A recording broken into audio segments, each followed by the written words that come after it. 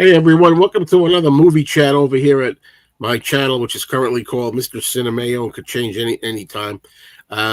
Here every Monday we try to do a show, and today we got Tim Allen and we got Tom Hunyadi. Well, this is the longest running title of the show. Yeah. And the thing is, sometimes I think of the idea of, am I ever going to just make it like basically more of a horror channel? It is more of a horror science fiction channel, but I watch other things like Sound of Music and you boys talk about good movies. You know a good musical when you hear one and see one? Yeah, Oklahoma. I never watched that. I don't know. I never saw it, so I can't tell. But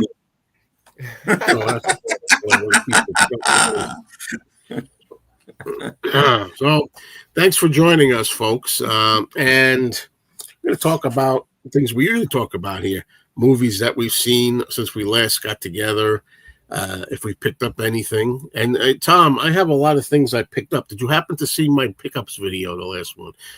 No, I noticed it. I mean, I had been busy the last 3 days. I've been busy. I'm sorry. It's okay. Hey. It's okay. The reason I'm saying it is because they're good.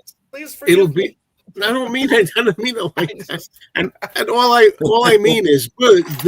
I'm glad you didn't see it. Therefore, when I show you these, one of them will be probably a pleasant surprise for you. So we'll see how it goes here. I can't wait. Okay. Can't wait. Now it's interesting that again, I've got on this channel. I got what is that thing called? The handle. The handles are showing. Where when I did my own live stream the other day on the other channel, it was just the title of the channel again. It's better to have the end, etc. So, like for example, Mike Wall Jasper, what's going on? And Romoga, how the hell are you? Romoga. This is Beatle Eddie, James Paul McCartney, 1942, and James Farley, and this guy you'd never know by that thing is Richard James. Springfield Jim or no? That's Spring Hill Jim. That's Richard James. Jim? Okay, all right. James Gracia. Hello, what's up, James Gracia? So, how are you guys? And have you picked up anything? You guys pick up anything new? One thing. Oh, you picked up one thing. I have things I forgot to show last week, so I do have some new things, but they're not new, but I don't think I showed them. Let's see them, Tim. I've been here and done that. Hello, Eric. Yeah, why don't we see what you picked up, Tim? Okay. Well, these were all buck. And this first one is just, I picked it up as a joke because I thought it was funny. It's all hate. Bob Dylan Christmas? No. I like that album. Sorry. But it's all 8 of the heart-to-heart made-for-TV movies. Sorry, wrong one. Sorry, Tom. That's all right. Yeah, that's pretty incredible, man. I don't even know the heart. When are you going to see this ever again? This is like the only time I've ever seen this. It's the only time I ever will see it. So what's her name? She's a knockout. She's beautiful. Yeah. Don't they even say that in the? Doesn't it even say that in the title sequence of the show? Yeah. She's beautiful. Yeah, I think so. But yeah, Stephanie Powers. Yeah, she's a knockout. There's 8 movies on it. It's 2 discs. There's 8 movies, and yeah, I don't know when I'll ever watch it, but there you go. You can knock me out anytime. If I ever do, look forward to it on here, huh? And I love this movie, and this is still sealed. And Robert Falk, the cheap detective, which is it's almost a spoof of Columbo. I mean, it's a comedy detective movie, and if you've never seen it, one of the things that's very odd in this movie is most of the people get killed, get shot in the head, and they just stay where they are. If they're standing in the middle of a hallway, there they are. They're standing in the middle of a hallway dead with a hole in their head. Nice. It's pretty amusing. And Peter Falk even talks about it a little bit in the film, which is funny. And She's gorgeous. So she's beautiful. Oh. Whatever it says. 4 classic westerns, just for a buck. I don't recognize any of those titles. I don't know them either, which is why I bought them. If I don't recognize the title, I probably haven't seen it. So there you go. It's a couple Audie Murphy movies or just one? Audie Murphy? No, yeah. I don't think they are. I don't. Maybe one, and I don't think they are.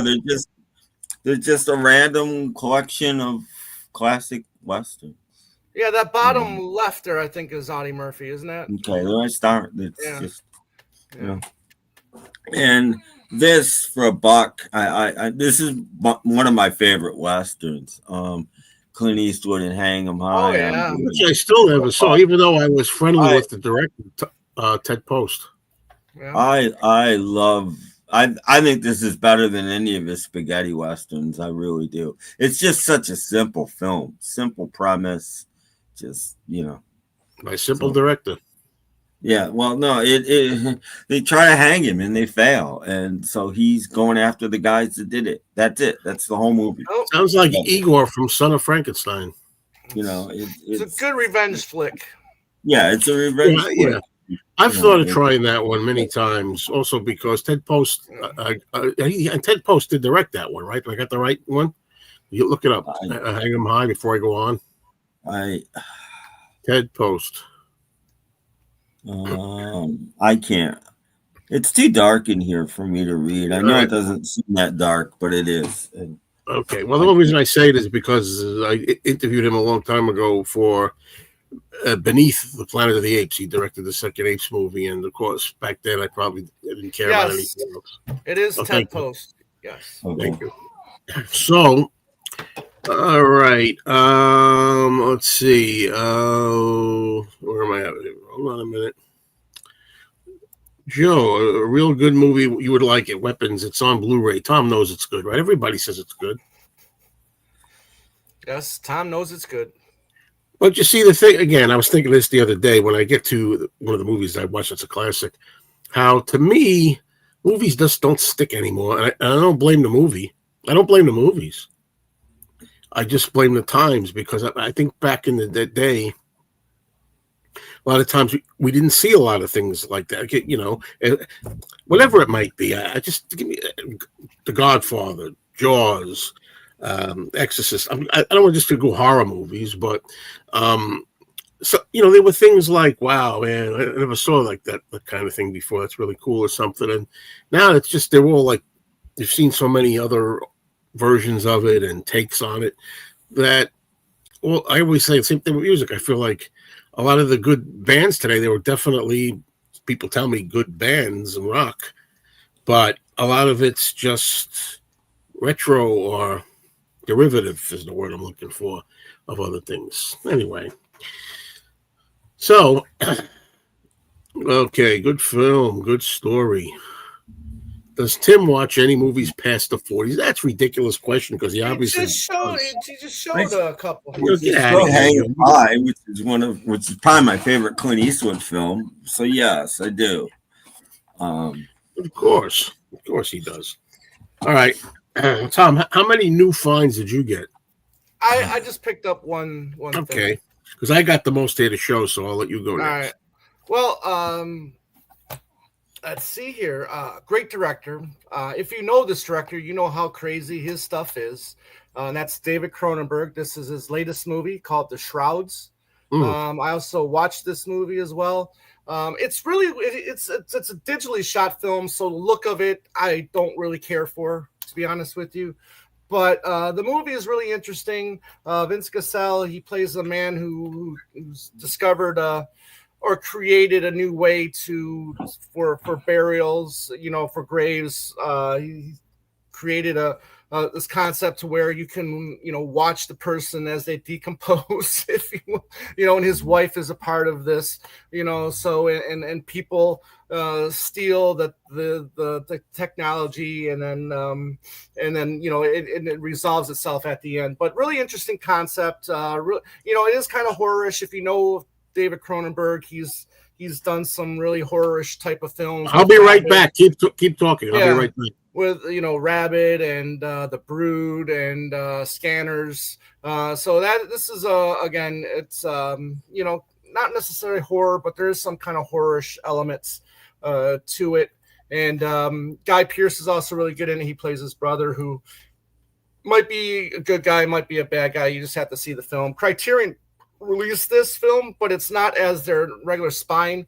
Criterion is doing this new thing called Criterion Premieres, which when they release a new film or a recent film, they'll put it under that marker as Criterion Premieres. So decent movie. I don't think it's one of Cronenberg's best, but a lot of Cronenberg elements in the film. So if you do like Cronenberg, I definitely recommend checking out the Shrouds. So that's the film that I picked up and the film that I watched this week. There you go, Tim. Yeah, one of my favorite films. I think it might be Capra's best film. It's just a great film. Yeah. All right, gang, let me show the things I got. Now, first, surprisingly, I think it's on the larger screen. I got this for $1 at my record store. They get DVDs in and Blu-rays. I figured for a watch, gentlemen prefer blondes. Yeah, they do. And I wonder because I must not be a gentleman very much. But no, the problem with me is that I have my favorite line. You're my type, baby, a woman. I like redheads, blondes, brunettes. I like them all. So it's really hard. I become more fond of blondes as I get older, but I love women, period. So that's one. Okay. I saw this recently on the big screen for my first real time. Really enjoyed it. And Tom loves it too. The Sound of Music. So I picked up this Blu-ray 50th anniversary.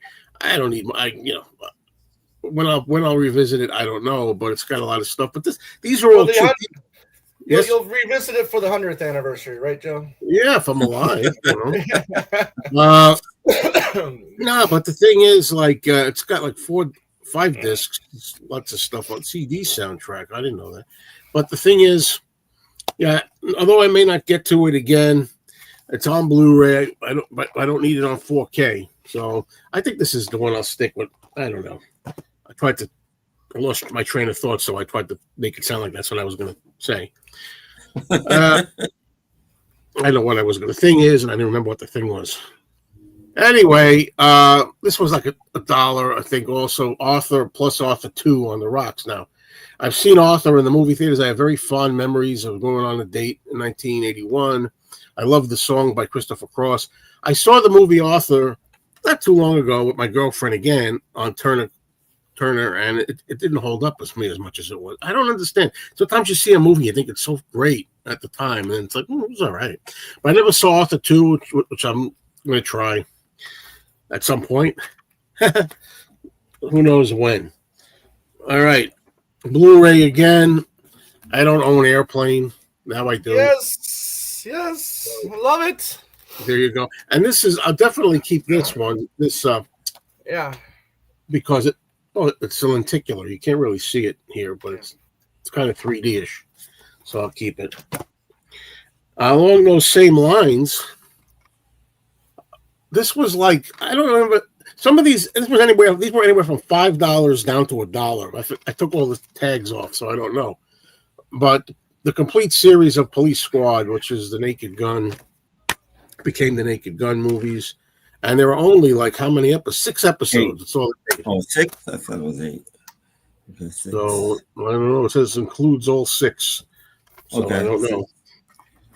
I haven't seen this movie in a dog's age, and that's Death Race 2000. Another cheapie. And some of these are DVDs, right? And that's because some of them I don't care about that much, and just to watch them again. I don't know if I enjoyed Death Race 2000 with Stallone and David Carradine, then I'll think about upgrading to a Blu-ray. I just picked up the Blu-ray not too long ago. Did you? Death Race 2000. Yeah, I really, that's one of my favorite later day Corman films. Okay. Yeah. Corman's always he did so many cool things. Yeah. This was ultra cheap, so Why not? I can't recall. You tell me if you remember. If I just got this at the discount store, I don't remember. But this one, if I did get it, I remember I was thinking about it, but I don't know if I ever got it. But this was so cheap, I said, "Yeah, all right." And I think I have this already, but this was $1, so I don't know why I got it. Maybe again, Spaceballs, which I think is a fine, funny Mel Brooks comedy. Why didn't somebody tell me my ass was this big? Yeah. I'm trying to go a good line. May the force be with you. The Schwartz be with you.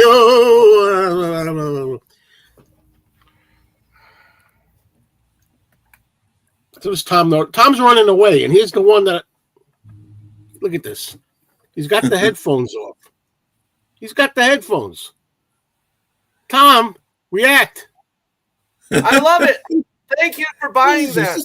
Thank you. This was the one that I was wanting to react to. That's great. Yeah, no. Bernadette is a hottie in that movie. I saw it in the theater when it came out.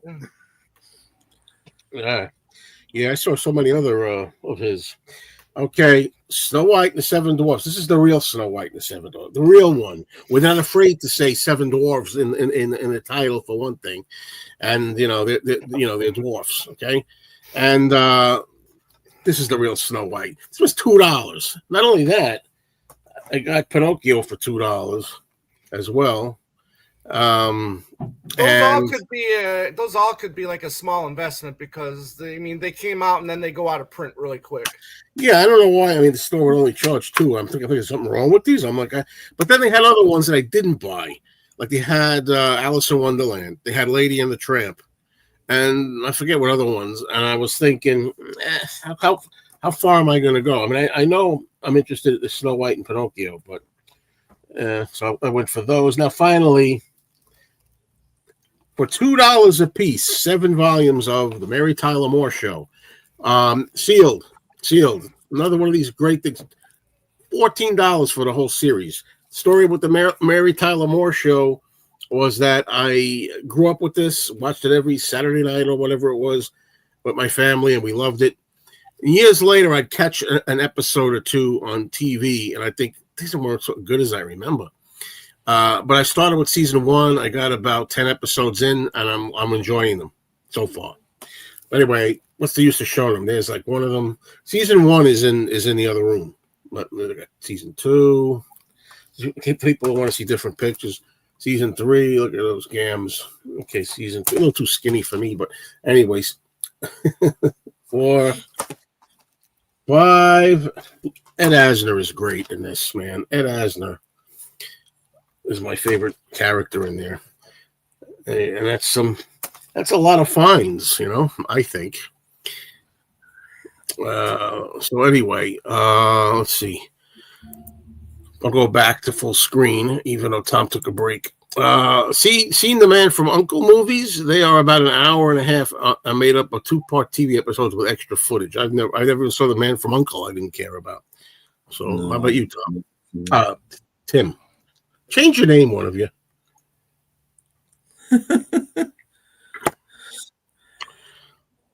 All right. But the thing is, they did print Disney movies on home video in the millions on all formats, so I don't know if they can ever be truly rare or anything. Well, they're not making them anymore. They make so much and then they stop. Yeah. So if you're somebody that's collecting them, you're SOL for the time being because Disney, they're not making, physical media for the most part anymore. Mm-hmm. Hey, I really enjoyed the modern horror films this week. The First Omen, which I don't know what that is. And the nod to the 1980s House of the Devil. Anyone else like them? I haven't seen them. Ta-da! So now that we've shown what we got, now we'll talk about what we watched. Right? How many films have you seen, Tom? One. That's what I said. One. Oh, I that's talked right. about it. No, Oh, that's only when you saw. Oh, good. We don't have to Yeah. worry about it anymore. Okay. Yeah, don't worry. Well, I didn't see. Nobody's gonna have to hear me talk about a new movie that I saw. Don't worry, everybody. I want to hear you talk about the movies that you saw. I'm sorry, but That's next week, guys. Next I'm week. fine. We're fine with that. All right. Well, let me go because I've only got 2, and then Tim's got a bunch, like several. So, all right. Okay. So first of all, I don't know what Tom's going to say because we talked a little bit about this off camera, but Yeah. I have the Criterion Blu-ray of this handy, but I did not watch that here. I've seen this movie a million times. Well, more like 10 times, but I've seen it. It was on Turner Classic Movies, and you ever have the thing where you're going around, and even though you own it, it's like I don't know. I think I want to stick with it tonight. I wound up watching it. Oh, Laserdisc is coming out of it. Is that what you got there? Rosemary's Baby Laser. I thought I saw it. Rosemary's Baby Criterion. There you go. Yeah, that's one other reason why I'm glad you're here. Yeah, Criterion. Guess what? The features can't compare to the features on the original. Let me blow this up for this. The original Paramount plain old DVD, which is why it's one of those situations. It doesn't happen often where the disc is now in the player. I'm watching the Blu-ray. It does have a couple of features, but not as many as this. This is the old DVD from Paramount that has features really cool, the making of and stuff that are not on here. Why? I don't know, unless they couldn't get the rights or something. I don't know. But yeah, so if you're really into the movie, like I am, you gotta have the DVD and the Criterion Blu-ray, both. Now look, let me get rid. I don't want to be on full screen for this. I didn't do an official video on this. I've always loved this movie. I know Tom loves it. We were just talking a little bit about it. He doesn't love it too much. Look, this is one of the few examples, in my opinion, not just my opinion, of a perfect film. It's a film that there's nothing we can find that's wrong with it. It's got fine acting, a script, story, plot, directing. Roman Polanski. It's just amazing what he's able to pull off in here. The characters, I don't know what to say. I'm thinking it might be. I'm always like hesitant to call it, in my opinion, the best horror film ever made, because I don't know. There's so many that can qualify for that, but it's one of them because it doesn't. You don't have to see anything gory. You don't have to see anything really outlandish and in your face, and still it's unsettling and disturbing because of what Mia Farrow's character is going through. It's one of those movies to me that the more you see it, in my view anyway, the more you are able to enjoy it and pick up and look out for. Everybody, I think, knows pretty much that the husband, played expertly by Cassavetes, John Cassavetes, he's in on this, and he starts gradually descending into the madness that the neighbors are doing, the coven. But once you know that already, it's so cool to watch his facial expressions. When he picks up on something, like you wouldn't notice it the first time. Maybe there's little subtle things. One example may be where he has a conversation in the living room with the old guy from the coven, and then the two women are in washing the dishes, and then when they open the door, they finish their conversation, the two men, and it's just a shot where John Cassavetes is like looking like very intrigued, by what they were just talking about, and the old man is very satisfied sitting back because they just finished discussing the deal with the devil that he's gonna do, and he's really into it. The husband, it's great. It's a great movie. Now let's talk about the opposite, the polar opposite. Some people have seen and loved The Exorcist, and some people have been horrified in a different way by its lousy sequel, Exorcist II, The Heretic, which is one of the worst sequels to a great movie ever, in my book and a lot of people's books. This one comes close. It's a made-for-TV movie from 1976, which I saw on YouTube. It's on YouTube right now if you want to watch it. I should have mentioned that in my video that I did, because I just put a video up about it. And it's called Look What's Happened to Rosemary's Baby. I like the title. Wow, look what's happened to it. That's a good, cool title. Now, it came out in 76, ABC Friday night movie. I didn't see it until yesterday. I went almost 50 years without seeing it, and the reason I never saw it is because I knew it sucked. Everybody, it's unanimously panned. It sucks. And sometimes you can see a movie that unanimously sucks and say, no, they were wrong about this movie. Now, this movie sucks. And you have Patty Duke comes in to take over Mia Farrow's part as Rosemary. She's a great actress. She's a good actress, if you want to say, but she's only got a cameo, really, in the first bit of it, and a lot of things don't make sense about it. It's not clear. It's poorly directed, atrociously written. The only person who returns from the original cast is Ruth Gordon, who plays the old lady Minnie and who won Best Supporting Actress for it. And I really think watching her in this remake, which she's got not too much screen time, whenever she's on, she's her usual silly kind of self. But I realize it's not just necessarily her acting that was so great. It was the directing and it was the writing, because just on her own, there's nothing there. And the only other thing, a couple of things I recommend about it that made me save it from giving it a bomb, just 1 star, and that was Ray Milland, who's by this time drinking every bottle of booze in town, and who really was doing lousy movies like The Thing with Two Heads and The Man with the X-Ray Eyes and Frogs and stuff like that, is playing Roman Castevet, who is the elder statesman, Minnie's husband, who's the head of the coven, really. And, he's the right part, the right type for the part. I think it works. You can't get the original guy back. Sidney, I forgot his name. I said Blackburn. Sidney Blackburn. Yeah, he passed on by then. So he's all right in the role, and that's all I could say about it. One other thing, they do have John Cassavetes' part back again. The husband, the Guy Woodhouse, is back, and now he's a big famous movie star, having made a deal with the Devils way back when, 1966. But this movie takes place like 25, 30 years afterwards. It's ridiculous. Does this take place in the 80s or the 90s?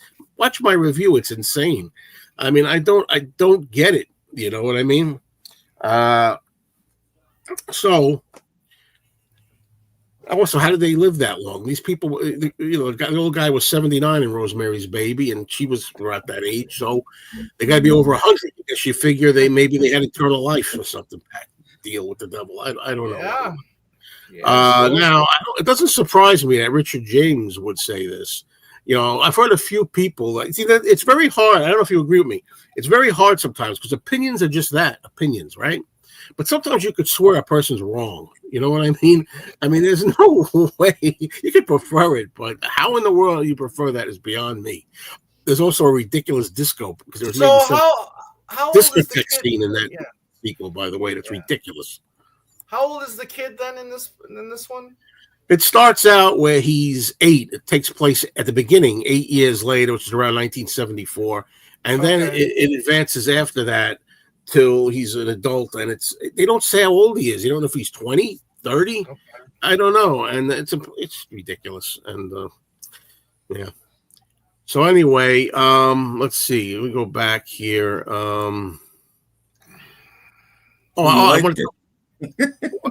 Yeah, I wanted to talk about. I forgot. I want to talk about the prequel. Nobody reminded me, and I couldn't remember. I just found out. First of all, there was a book that Ira Levin, who wrote the original Rosemary's Baby, in 1997 wrote a book, his own sequel, and it's called Son of Rosemary. And I'm like, wow, I never heard any of those books with a sequel. They never made a movie of it. And then I just read a synopsis, and all I could tell you is I just read the whole thing. Spoiler: at the end of the movie, they went this route. Everything in Rosemary's Baby was a dream. Never happened. Goodbye, book. I don't want to know about second book. I don't want to know nothing. It's ridiculous.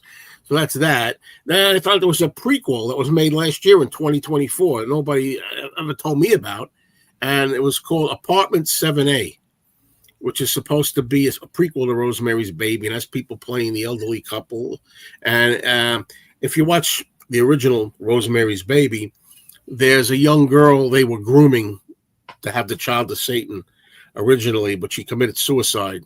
And that's why they wind up going to Rosemary as their second choice. And this is the story of that first girl and how she got involved with them and everything. And I watched the trailer. Oh, man. Can't stand when you see a typically 21st century looking girl, supposed to be from 1965, where the story takes place in. Yeah.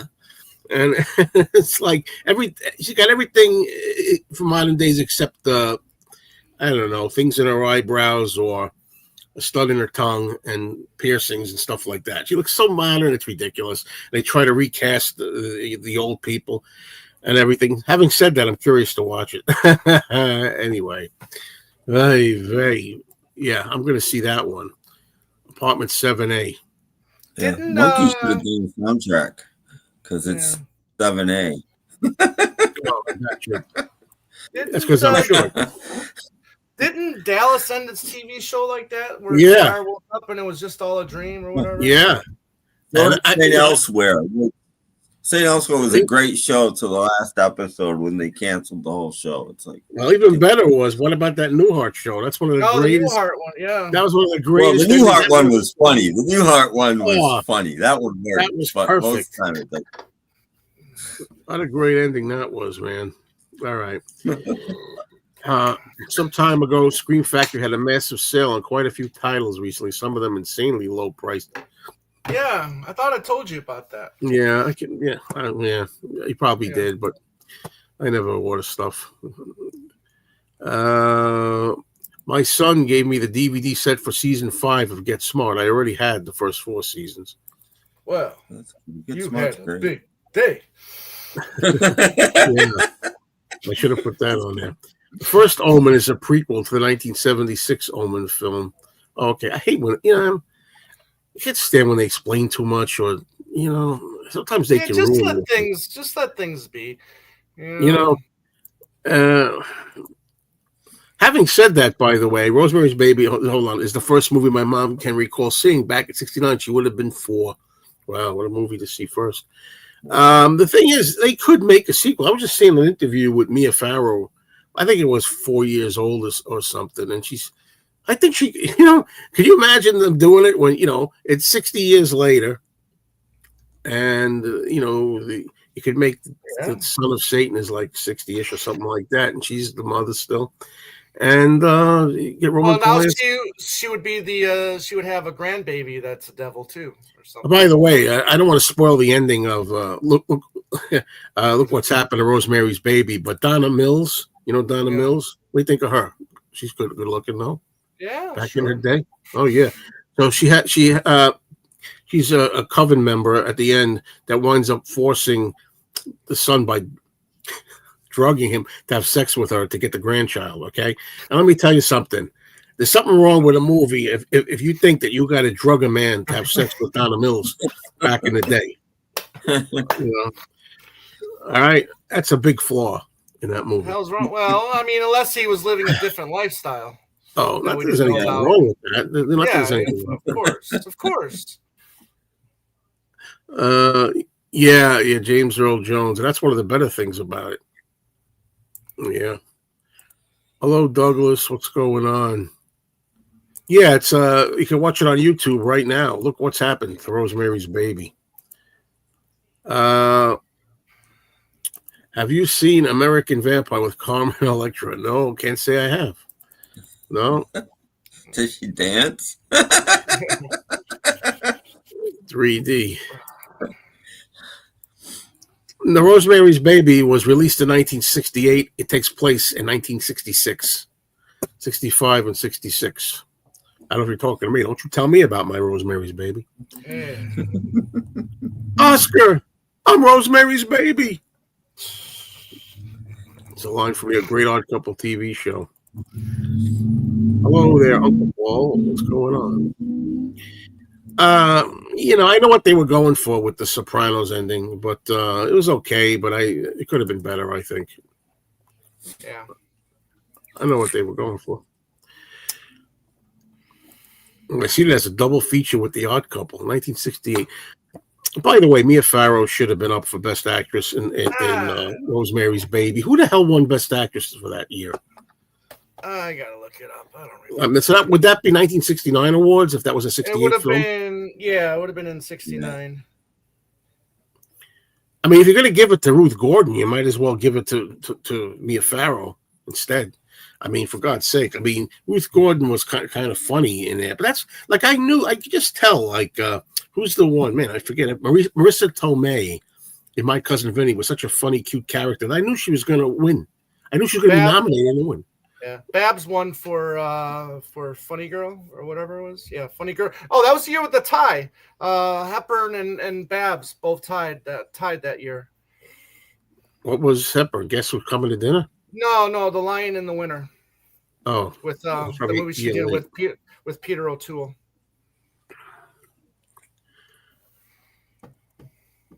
Roman Polanski. Yeah, well, he must be up there. He is, and he will never return to the States because of because of the controversy that he got himself in. Yeah. Great movie, that Rosemary's Baby.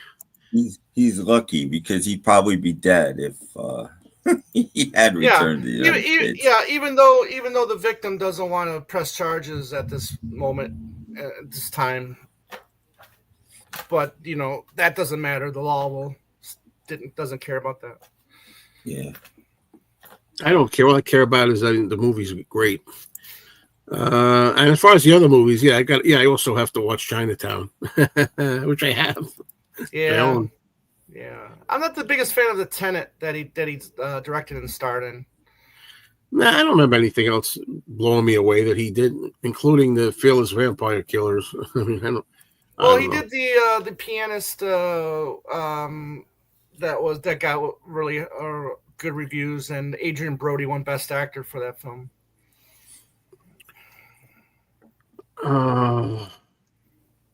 And Carnage, another great movie, was called Carnage with a great cast too. No, I don't. It was no, don't. Does anyone remember Sweet Hostage TV movie with Martin Sheen and Linda Blair? I do. No. See, I know some weird stuff out there. Yeah, she was beyond adorable, but I knew she was going to win, and not because I thought she was necessarily this great actress or anything. But she was great. It was good. She was a good job. But I could tell just by the character and the fun the way she was in the movie, she was going to win. You know what I mean? I just had a feeling. Yeah, I like John Carpenter's The Thing. Yep. Sure.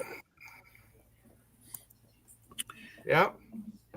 Yeah, there you go.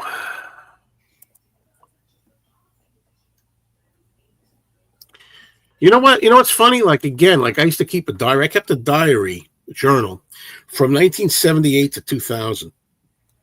And occasionally I look in there, and when I got to 1982, I read it the first time I saw The Thing, and I hated it in the movie theater. I'm like, why do I think it's a great movie now? Except the endings.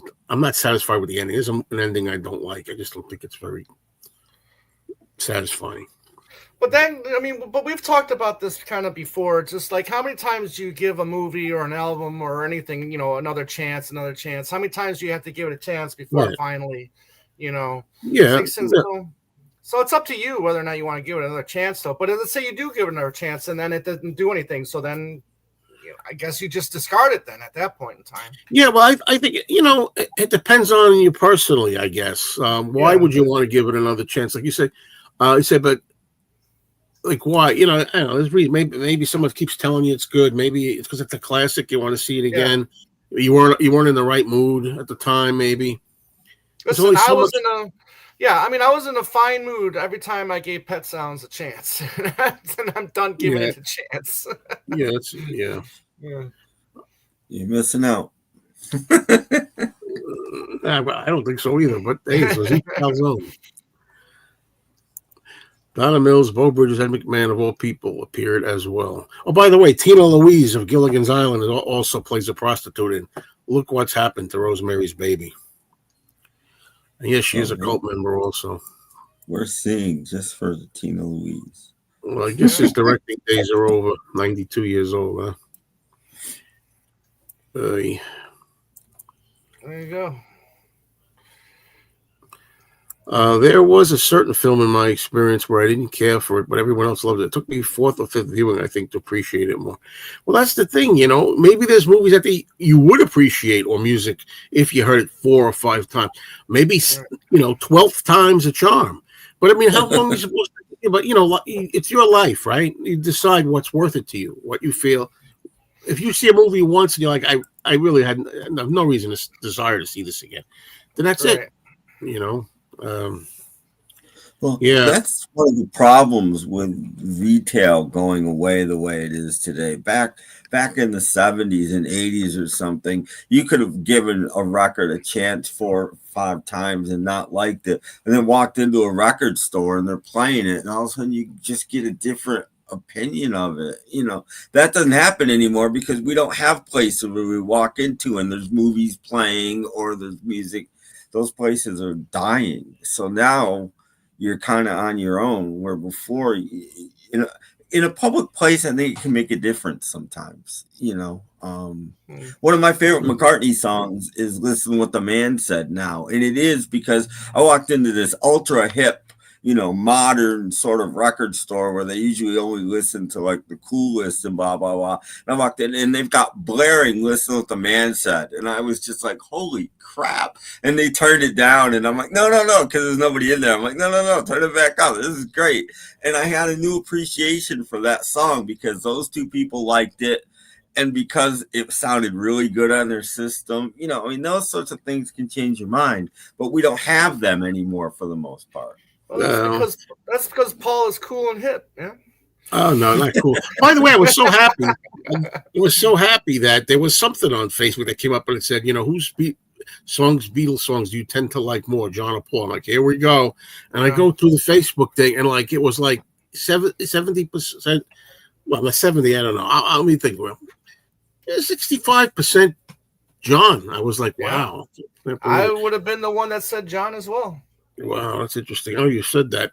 I forget what I was going to say. Oh, you listen to what the man said. I remember once when Wingspan was out, I went in Tower Records when it was still around, and it was loud, and I loved it. Yeah, the sound of it was amazing. The bass, even though he's not doing anything special, he's just boom, boom, boom. It's still amazing on a good system to watch. And for some reason, the part when McCartney, says it when he goes when he does it himself, really stood out to me more than ever. I don't know why. I never really paid attention to that part when he does it, and it just goes to show that sometimes the right mood, the right time. We all have things like that where something hit us just the right moment, but also it could be too much sometimes. Like an example, like the songs I used to love, the story, like Hotel California. I can't stand hearing it anymore, or Maggie May or something. The only songs that I loved. Anyway, yeah, it's true. Sinatra didn't want Mia Farrow to be in Rosemary's Baby. Yeah. Oh well. Now, see, this is what I mean. You say it was funny to see Marissa Tomei as Aunt May. I think I saw that movie. It was pathetic. She's not Aunt May in any way, shape, or form. It's a terrible casting choice.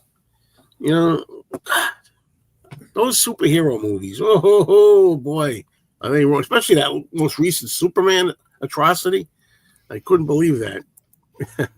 Look at the time. No, another one I didn't see. No. Yeah, I haven't seen that one either. And you're with me too, Josh. It's a rarity. Oh, yeah, that's another one. Yeah, Christmas Story. What an overrated thing that thing was. I saw that. Get out of here. It was last year. Brilliant movie. Brilliant. It's a brilliant movie, but it was a brilliant movie until Turner or whoever it is started showing it 24/7 for every Christmas. Then it became not a brilliant movie because they had seen it. It lessened the value of the thing, Same thing with It's a Wonderful Life started being on every channel every year for Christmas. Yeah, that's what I mean. Too much. You can't do that. But it didn't ruin The Wizard of Oz for you when it was on TV for 50 years straight. Yeah, but it was only on one channel and it was on once a year. Well, It's a Wonderful Life was on like every channel and multiple times. And they didn't do that. Wizard of Oz, they got it out once a year, dusted it off, and played it, and that was fine. Now, I do like 2001, but I also admit that it is a little boring. Yeah, it's boring. It's a fucking boring. But movie. it's visually fascinating. That's what I think. Don't like that movie. It's visually impressive for me. I saw it one time, not in the theater though. I saw it one time at home, and I thought it was visually impressive. Yeah, and I remember there's some scene when Hal, the computer, was eavesdropping on their conversation. That was kind of creepy to me. That's the only I remember about it. Yeah. I'm gonna get to Tim. God, when are you guys change your name? I'm really tired of this. Tom. I had everybody got something to hide. Crank yesterday. One of the greatest rock performances of all time. Yeah. You know. Well, whichever one had Charlton Heston in it. Tom likes Christopher Walken in that movie. Tom doesn't necessarily like the second Wayne's World, and Tom doesn't necessarily like how popular the first Wayne World made Bohemian Rhapsody. But I preferred Wayne's World as a Saturday Night Live skit, and not necessarily as a movie franchise. I spoke about Chuck Heston, of course. I thought it was. I got a kick out of it. And again, in the Rosemary's Baby sequel from '76, getting over a cold. Guy Woodhouse, who's now a big actor because of the deal he made with the devil, invites Minnie and Roman, the old couple, to Hollywood, and they're having a beach chat. She goes, "I thought you were going to introduce me to Charlton Heston." It's one of what's her name's lines. Ruth Gordon. Yeah. I saw this and didn't think anything of it in the theater. I don't remember a thing about it. Yeah, Johnny Depp, and if I remember correctly, the special effects were not that good. Yeah. There you go. Yeah, I've only seen a few clips every year until I watched the whole thing finally and said, "Yeah." Anyway, I gotta get to Tim. What was funny about Rosemary's Baby when two old ladies from the Andy Griffith Show say, "Hail Satan!" Yeah, that's a funny part. Yeah, I know the one. I can't think. There's two old ladies from. That's where I recognize her from. I'm like, where the hell is she from? I know that old lady. Anyway, so Tim, what did you watch since the last time? Well, I watched most of this. Oh my God! Now we can talk. Oh boy, can we talk? Look, wait, let me blow that up. The Val Lewton. They talk about. These are movies. You never seen these before, Tim? No, I have. I've watched this box because before, these are classy horror films for people that don't like any gore or anything. These are all suggestive shadows, very noirish. Yeah, and I love his like almost every one of his films has a jump scare somewhere in it. Just one. Yeah. You wait for it. You don't know when it's coming, but you wait for it, and boom, there it is. Okay. This is a treat for me. Criterion's released a couple of those too. I think all of them are now. I don't think any of them are missing now.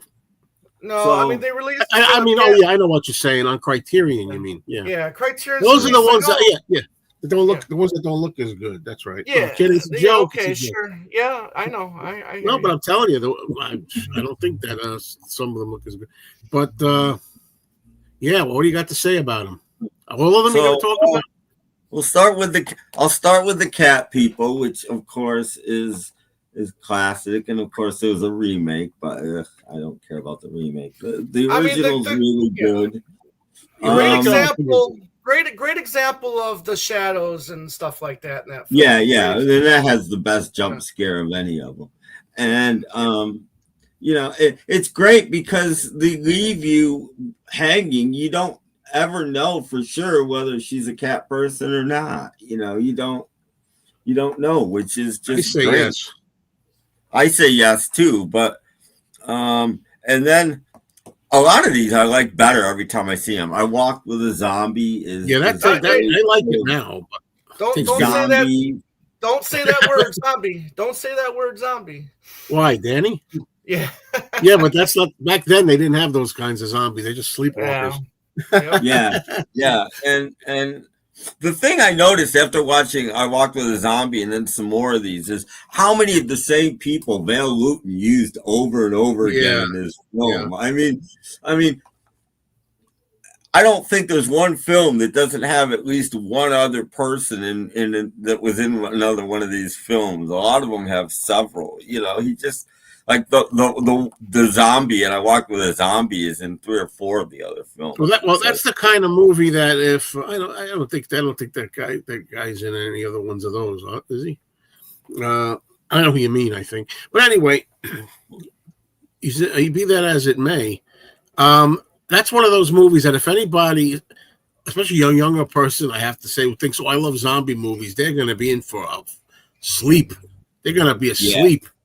That is a real slow movie. You got to like this type of old movie with it. There's no gut-munching zombies. I really like it. Like this. I like it more. You have to like the atmosphere and mood. That's what it is. Yeah. And I the Leopard movie, Leopard Man's one of the 2 I haven't gotten to yet. And the 7th Victim is maybe Rosemary's Baby Light. I'm sorry, I barely remember it, to be honest. So did you see 7th Victim? I did, but I almost don't remember it. Well, I could understand why. That's one of the ones on there that's weak. Yeah. First of all, it's Kim Hunter. It's not a first movie, is it? Yeah, it is Kim Hunter. That's right. It's Kim Hunter, and she's gorgeous in it. But I don't remember anything else. I could see why, but this is a perfect timing because that's Rosemary's Baby Light. It's like a coven of witches or having spells or whatever. Oh, that's right. That's the one with the. Okay, now I remember. She's looking for her sister who has like this Betty Page haircut. Right. It's really Right. Okay. So I like it now that I like it better than it's still my least, but I like it. It's good, and Kim Hunter is great. I like the ghost ship more every time I see it. I just it's not really a horror movie. It's just this guy that's not quite right, and probably my least favorite. See, I like it. I like him, and the Curse of the Cat People is just that one's not really a horror film either. No, it's not what you think. It's a children's fantasy, really. Yeah. And it's. And again, the woman from I Walked with a Zombie is in there. And, we got to point out that a lot of them, most of them weren't directed by Val Lewton. No, they weren't. None of them were. None of them were. Yeah, right. He produced them all. Right. And Criterion released the 7th Victim and I Walked with a Zombie as a double feature. Yeah, that was a good job by them. Yeah. And I love the Dead. I like everything about it except Boris Karloff's stupid curly hairdo. Well, I was going to say, if you say Boris Karloff's perm doesn't work. It reminded me of Double Indemnity. You can't get past the hair in that one. I love the Dead. That's a good movie. That's it's like when COVID came around, it reminded me of that. There's this mysterious plague or disease on an island, and everybody's getting sick, and that's what that is. And my favorite film in the batch, which is my favorite Karloff film, and one of my favorite horror films of all time. Wait a minute, The Body Snatcher. That's the other one I haven't seen yet. I thought maybe Bedlam. Come on. Watch because Bedlam is the last one I've watched so far. I've got 2 more. Bedlam, I love Bedlam too. And Bedlam's good. Open that Bedlam's weird because you don't like this woman when the film starts out, and you wind up being totally on her side, and she changes. And for a film from the early 40s or late 30s, you don't usually get that kind of character development. Yeah, I forgot about Bedlam. Anna Lee. Yeah, she is fantastic. She's a real strong woman. You hate her at first. She's just this rich bitch, and by the end, you change your mind completely. Oh, open that box, Tim. Let's see what the laser. Well, most of them aren't in it anymore right now because I've been pulling them out as I watch them. Just show one of them, damn it. You get one little book with all the movies and some information and pictures inside. And there's only one laser disc left in here because I've watched the rest. The Body Snatcher? Yeah, the one you need to see the most. And the seven, or what was the Leopard Man, which I don't remember the Leopard Man at all. So yeah. All right. That will be at least interesting to see because I don't remember that. Now, the Body Snatcher I know very well. Now, did those laser discs, were they dual layer or they were just short enough to get on one side? No, laser discs, no matter what, you can only fit an hour on one side. Yeah. So that's the unfortunate thing about the box is that almost every disc on side 2 it starts another movie, and sometimes it's only 10 or 15 minutes of that movie, and then you've got to flip the disc again. You have to basically, it's CLV, so you basically have to, if you only watch one movie, you basically have to flip through the 45 minutes of the disc to get to the next movie. That's the only bad. Plus, he has a working laser disc player. That's why he watches them, right? Yeah, of course. That's how I've been watching them. Yeah, I love my laser. What brand name is your laser disc player, Tim? Pioneer. Pioneer, I think. Yeah, it's an old school one. So it's built like a tank. That's the good thing about it. You know, I don't think it'll ever die. It probably weighs 50 pounds, and I'm not exaggerating. It's huge. It's built like a tank. I think I showed you guys the remote. It's about this big. It's huge. It's huge. But because it's a school one, it doesn't have a lot of special features or anything. You know, it's a pretty basic unit. But I'll never get the love for laser discs. Never.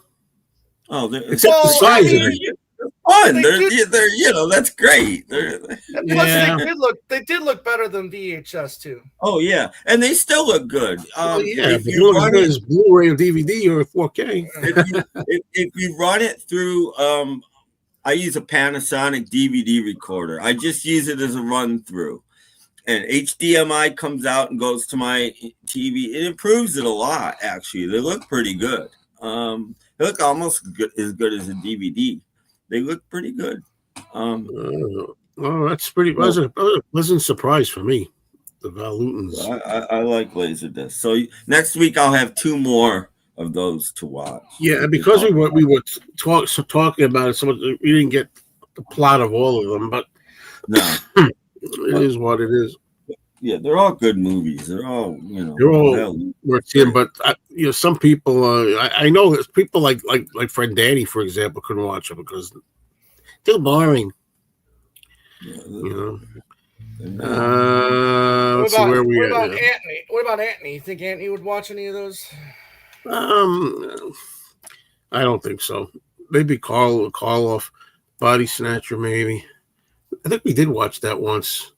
Oh, is there any update on the Frankenstein head or whatever like that he took to Infinity Records? Or I don't know what happened with that. Last I saw it was stabbed. It was stabbed. I want to comment on that real quick because I had an experience with this. I bought that Buckingham Nicks CD, and I kind of liked it the first time I listened to it, but I listened to it like 10 more times after that, and I think it's a great album now. I heard it once, and Violent hated it. Yeah. Oh no, I thought it was great. I thought they made a mistake by letting Lindsey Buckingham go. I think they should have gone out on tour without Stevie Nicks. I think it would have been much better. Because it's basically a Fleetwood Mac album without Stevie Nicks. So just okay, she doesn't get along with Lindsey. Okay, well, she stays behind. Lindsey's a creative force. What are we talking about? Buckingham Nicks? The first album? Yeah, I'm talking about Buckingham Nicks. Yeah, that's what I thought. Yeah. Yeah, I don't like it. But I wound up spending money on the original one. I want to get rid of it if I can, but I don't know if it's worth anything anymore now that this new thing is out. So where are we at here? I don't think Christmas Vacation's all that. I got to be honest, another one. I don't think is so much. I like First Vacation. Well, the first and the third, I can watch those movies over and over again. I can't watch Yeah. Vegas Vacation. That thing. Christmas Vegas is Vacation has a terrible. few good gags, but that's about it.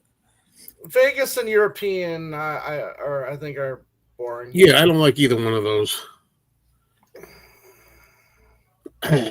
Yeah. Yes, sir. The curse of the cat people is what Walter Matthau says after Felix says, "Let it be on your head." Mhm. When I first saw It's a Wonderful Life, I loved it.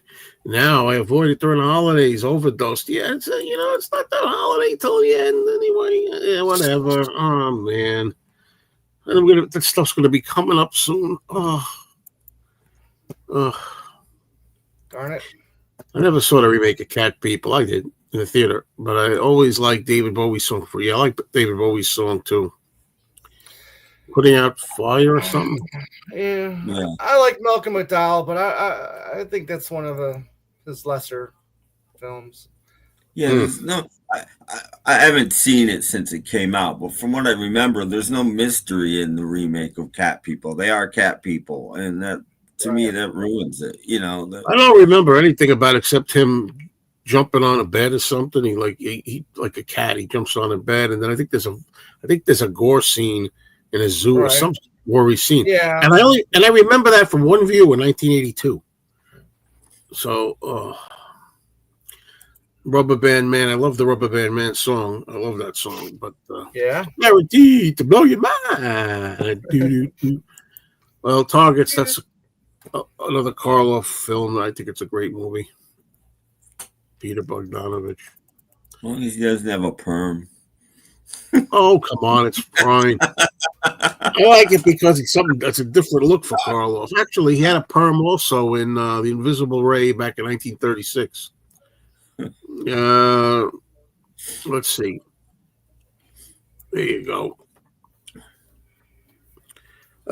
So what movie do you have lined up for Halloween? Glad you asked me that question because my friend Anthony and I, we used to get together Wednesdays. Now we can't do it on Wednesdays. He can do it on Fridays. So we were all set to get together Friday at Halloween and have a whole day of movies. Guess who's home that day and off that day from work? I don't have a wife. She's as good as my wife, my living girlfriend. And why?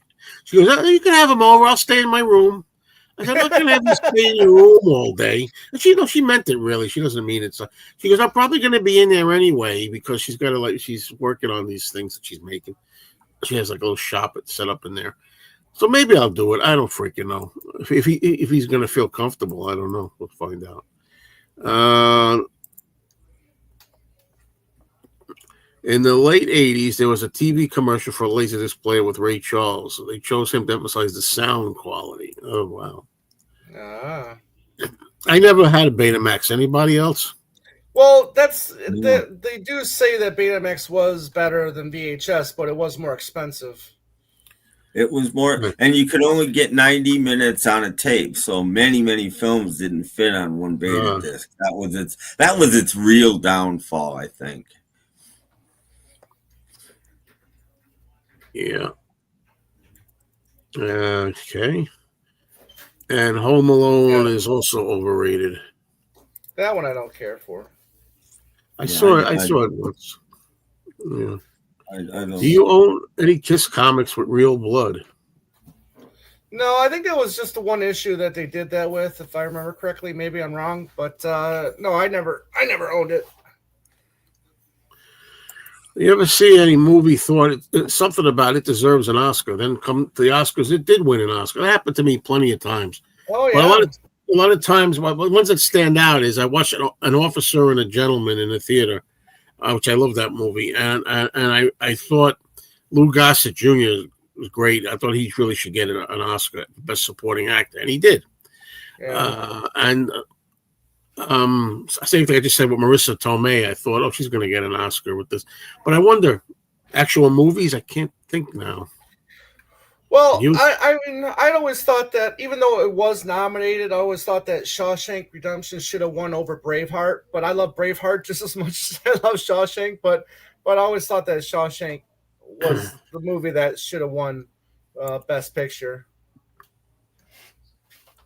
And obviously, I don't know. bunch I'm of De sorry. Niro movies that there's a bunch of De Niro movies that I thought should have won more awards than what it did. I guess most of the ones I got are are used. Somebody when you said what would you be watching? Yeah, so yeah, okay. I always like to watch Abbott and Costello Meet Frankenstein as my main Halloween movie because it's very very festive and it's got multiple monsters in it. I'll be working, so when I get home, I'll have something else I'll be watching. So no, I won't be watching any Halloween or horror specific films this year. I don't have anything planned. It's just a day for me, but possibly a Universal, but I don't know.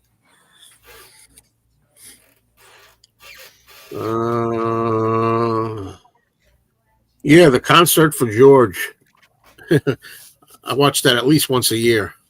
That's one that may get the most views of anything that I own visually in my place. I mean, yeah, and I love the Bangladesh one too. I mean, but that mainly for the Bob Dylan sequence. I'd watch that one over and over again. I'll tell you one, and you guys will be surprised that I'm saying this probably, but there's U2, I think it's called Go Home. It's live at Slane Castle from around 2000.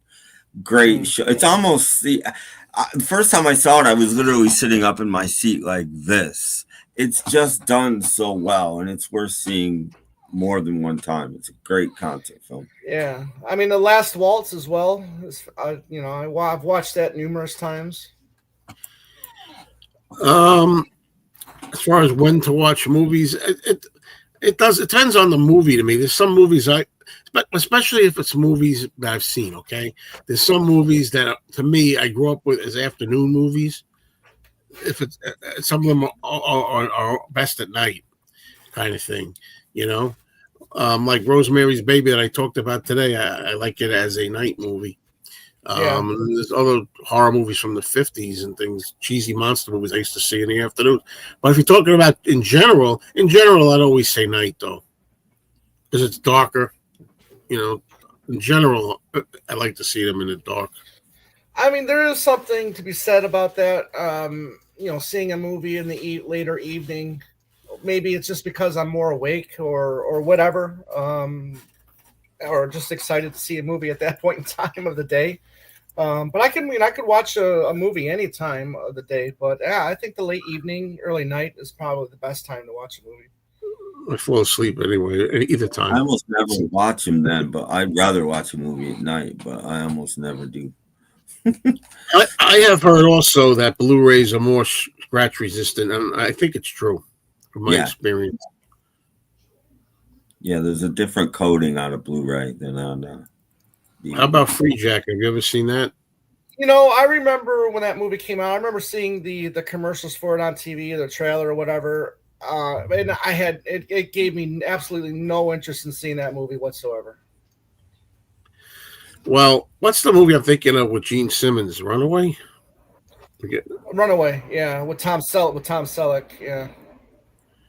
Yeah, Last House on the Left, I think, is one of I agree with you only because I caught Last House on the Left late in my life after all the hoopla, and it wasn't anything as horrible as other things I've seen. But I can understand in 1972 that they thought it was kind of extreme. That's how I feel about it. And I actually saw the remake of Last House on the Left in the theater, I guess in the 90s or 2000s, early 2000s. I liked it better. It's one of the times where I like the remake better. I'm going to go as Danny this year. Yeah, I was thinking of going as Danny. I want to go as Joe this year. Yeah, really? You know what Oscar Madison says on the TV show?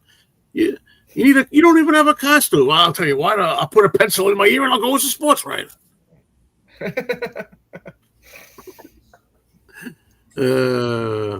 Texas Chainsaw Massacre is still worth the watch. Such an odd. It's a great movie. I had 2 opportunities to see it in the theater, and I didn't go this year. It's like 2 different theaters, but I never saw it in the theater. And I think that's one of the greatest of all. It's in my top 10 horror movies. There's Extreme from Texas Chainsaw Massacre, Rosemary's Baby. Although you don't really see a lot of carnage in Texas Chainsaw Massacre either, believe it or not. That movie, I think they do a better job building the suspense than Rosemary's Baby. Really? Oh yeah. I feel terrified when I watch Texas Chainsaw Massacre. I do not feel terrified when I watch Rosemary's Baby. Well, I don't know if I would say I feel more terrified with Texas Chainsaw Massacre. Sure, absolutely. But I don't know if I want to feel terrified when I'm watching necessarily when I'm watching Rosemary's Baby. But I'd feel pretty uncomfortable if everybody around me was in on a cult deal and I couldn't trust anybody. I don't know what this is. Deliver Me from Nowhere. Oh, that's the Bruce Springsteen movie. I have no interest. Oh, no way. No way. I had nothing to do with that guy. Yeah, isn't that hysterical in a negative way that, Help is a forgotten film, and I know the reason why. I believe that because it's a little politically incorrect these days. I think maybe people think that. I think that's why the kind of people glossing over it a lot these days. I'd like to see that come out in the theater. Again, you always see A Hard Day's Night all the time. Well, a lot of times I've seen it in the theater. I do not own a Beatles costume. I'd like to have one. I got to start wrapping this up because I got to leave soon. So as much as I like to keep going. That's it. Does this is even a question? The only correct answer is that's the only right answer is Rock Show. Yeah, the other ones were just videos. They're not really, I guess so, but there's something about Rock Show, and I can't understand why I feel that way. I saw that in the theater, by the way. When it first was out. Yeah. What was better I don't like what they did to it on the Blu-ray. They did changes to it, and some of that includes taking out some of Linda's vocals and harmonies. I knew it, and I thought, am I missing something here? And then later on, I saw other places where they mentioned that, so I knew it wasn't just me. And there's some scenes where she's going, and you don't hear anything. So that pissed me off.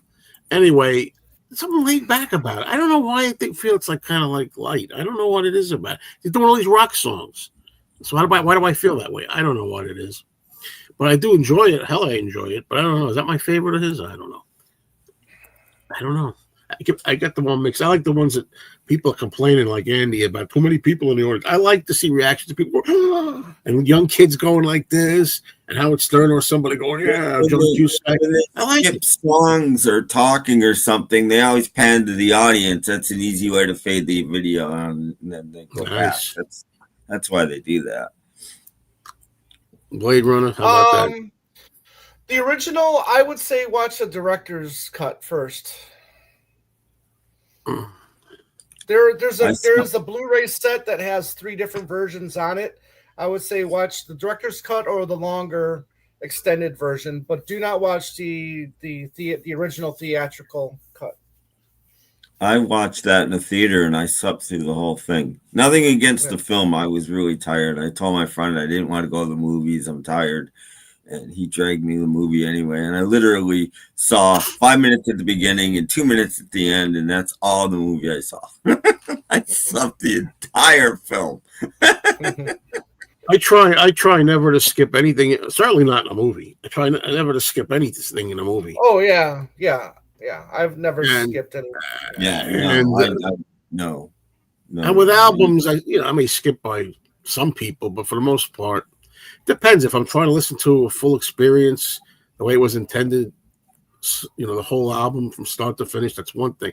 If I'm just saying, oh yeah, I'm going to throw on a Kiss album or something like that, I'll bounce around these are the 2 tracks or something. I got to get going here. It's going to take forever. Did I put this up before, The Hitcher? No, but I need to revisit that one. It's been a long time since I've seen it. Oh yeah, don't. Look, I rather watch Don't Look in the Basement. That's another movie. That's a kind of movie. Don't Look in the Basement. That's a kind of movie that used to be on late night TV, like in 1974 or five or something. They'd have it on 1 o'clock in the morning, and it was very over the top for TV at that hour. Now you watch Don't Look in the Basement because the movie was made in 1970, I think. It's got some blood, it's got some stuff. It doesn't seem as terrifying. That's what some of the things that happens in with time. It desensitizes older stuff, some of it, but yet some stuff like we talked about, the Val Lewton films, is still powerful, even though it doesn't ruin them. But some he shows nothing, and it's still, Yeah, I heard people saying recently that the Friday the 13th series seems like the movie Child's Play. It's Child's Play when it comes to gore now. It's like, it's nothing. When it was first out, it was considered over-the-top gore, and the MPAA used to have to go in and edit it, keep chopping it down. Yeah. And now there's stuff on TV worse than some of the stuff in Friday the 13th. There's something to be said for not showing stuff. Like the scene in the Catwoman when the cat follows the young girl home from some shopping and their mother won't let her in because she doesn't have what she came for, and you just hear what's going on outside the door. I think it's more frightening than if we actually this may not apply, but again, since I talked about Rosemary's Baby, there's like a scene in there where I think how it goes. I don't want to stretch this out. She's trying to find somebody to help her, and she goes to the good doctor, Dr. Hill, played by Charles Grodin, and she's babbling on about, my husband's in on it, and all these people are in on it, and Dr. Saperstein is in on it, and I need help, and she's like telling them that they're all in a plot to take her baby, and they're all witches. So the doctor's trying to understand. He goes, okay, just a little rest. That's all you need is a little rest. He says, I'll take you. We want to go to a different hospital. We'll take you over to whatever it was, Mercy Hospital. Goes, please, that would be so nice. So he's okay. Just get some rest. And he shuts the light off, and she's resting. And she feels like finally somebody's going to take care of her. Then he actually winds up calling the bad doctor and her husband. And all that happens is, there's a shot where they walk into the room and you don't see anything. All you hear is the doctor who's in on it going, come with us quietly, Rosemary. Don't argue or make a scene. Mm-hmm. Because if you say anything else about witches and witchcraft, we'll be forced to take you to a mental hospital. And I'm like, it just gives me goosebumps, And as he's saying that, you don't see him, but you see the husband like all ashamed, like he's looking around because he's the one who like set all this shit up, and they are witches. The doctor's a witch, and I just love it. It gives me chills. It's in my mind right now. That movie. What can I gotta get going, folks. All these great questions. I'm going to just see if there's any big ones here. Who's Afraid of Virginia Woolf? I haven't seen it. Burton and Taylor's best performances, period. I think they're fantastic together. I haven't seen it in too long.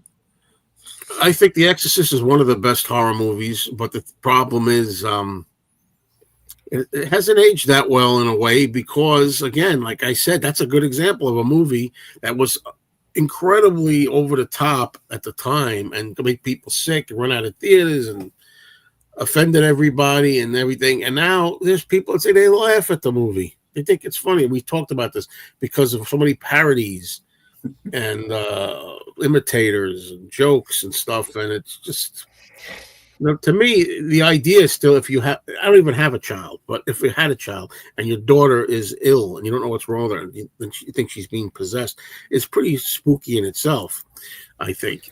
But it's in my top 5. For sure. You see that movie the right way. And again, the theater is great with the sound loud. It's pretty freaking creepy, man. That does really something.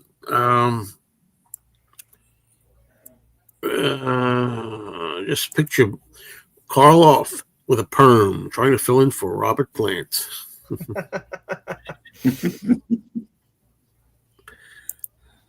Yeah. $57. Listen, Beetle Eddie, you gotta let it go, dude. Okay, you keep that wasn't Beetle Eddie. No, he up it's a Magic Oh, this? St. Paul. And, yeah, he keeps Oh. just let it go. Just let it go. Okay? Just let it go. Yeah, $10 and you made $70 a week. Yeah. Give me a break. No, Yeah. but still, I sometimes say that to try to make it sound like it's all even. It isn't even. I remember there were times I never used to go to a diner in like 1981 and say to myself, "Oh my God, the price of these hamburgers is outrageous." But now you go there, hamburger $15, $17. I'm like, wow, that's crazy.